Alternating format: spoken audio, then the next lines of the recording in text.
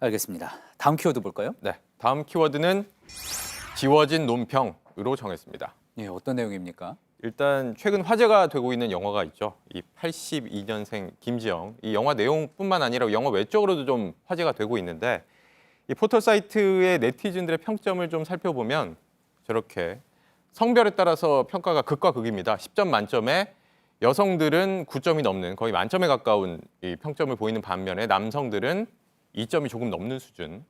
그런데 이 영화로 정치권도 지금 시끄러웠습니다. 예. 이 더불어민주당의 청년 대변인인 장종화 대변인, 바로 이 사진 속의 인물인데 이 장종화 대변인이 지난 목요일에 이 영화를 주제로 논평을 냈는데 논평 내용이 논란이 됐습니다. 이렇게 썼기 때문이었는데 자신의 이름을 가져와서 82년생 장종화를 영화로 만들어도 똑같을 것이다.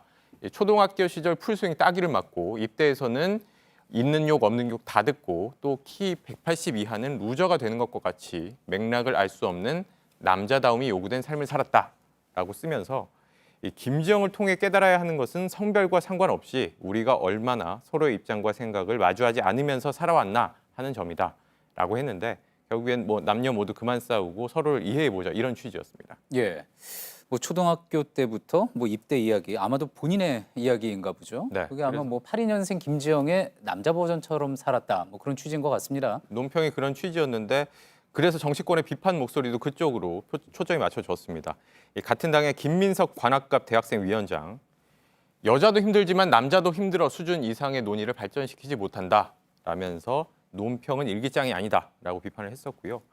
정의당 같은 경우에는 강민진 대변인이 여성 인권에 관한 영화를 두고 여당 대변인이 낸 논평이 고작 남자도 힘들다는 걸 알아줬으면 좋겠다는 내용이라뇨라고 비슷한 비판을 했습니다. 예, 민주당과 정의당 비판하는 지점은 다 비슷한 것 같군요. 네, 보시면 또 인터넷상에도 이 장 대변인이 쓴 논평과 비슷한 패러디들을 발견할 수가 있는데 영화 속 김지영의 남편 버전으로 한 79년생 정대현 같은 글들이 좀 화제를 모으기도 했고 심지어 이 90년생 김지훈이라는 가상의 인물을 내세워서 반대되는 책이 시중에도 지금 팔리고 있기도 합니다. 예. 장 대변인이 이와 비슷한 방식으로 논평을 내서 논란이 인 겁니다. 예.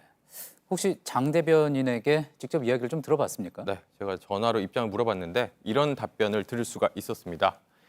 남자도 힘들다는 얘기를 하거나 여성 차별 문제를 폄하하려는 취지가 아니었다. 그런 취지로 쓴 논평으로 받아들여진 것 같아서 안타깝다라고 했습니다. 참고로 말씀드릴 것은 이 장 대변인은 82년생이 아니라 86년생입니다. 예. 당에서는 논평을 두고 논란이 일자 이렇게 당의 공식 입장과는 다른 점이 있어서 철회합니다. 라면서 당 논평을 공식적으로 철회를 했습니다. 당 관계자는 논평 취지와 달리 일부 표현이 부적절하다고 판단했다라고 전했습니다. 예. 그래서 키워드처럼 지워진 논평이 된 거군요. 네. 예, 알겠습니다. 여기까지 듣겠습니다. 비하인드 뉴스 최재원 기자였습니다.